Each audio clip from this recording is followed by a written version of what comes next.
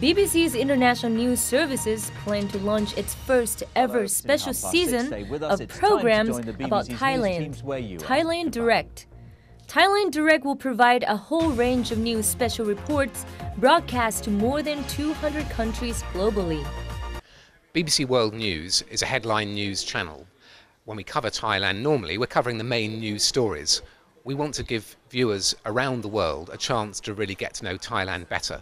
So in late August and early September, we'll be doing more than a week of special programming, which will be looking at Thailand in much greater depth.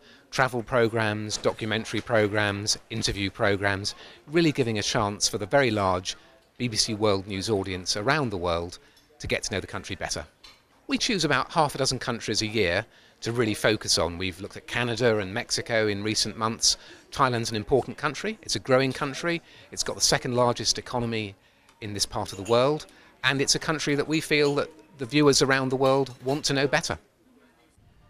Thailand Direct will also explore how Thailand's inhabitants have coped since the 2011 floods and looks at the working lives of a number of people who are helping to rebuild the country's economic future. It will also explore how Bangkok and Thailand is part of a new economic world order as one of the emerging economies of Asia.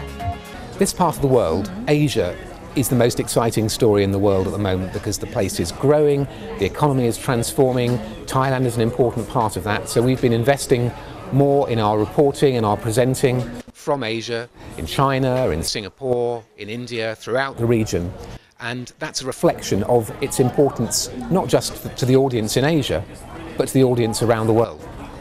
Meanwhile, Peter Horrocks, the BBC's Director of Global News, speaking at the Asia Media Summit in Bangkok, sharing his view on towards a stronger public trust in media. Mr. Horrocks highlighted on how impartial and trusted international news is under threat, despite an explosion of sources of information via internet. Yes, I think that traditional media is increasingly challenged, and especially impartial media. It's challenged by countries that are spending money on international broadcasting, so the Chinese with CCTV and the Russians.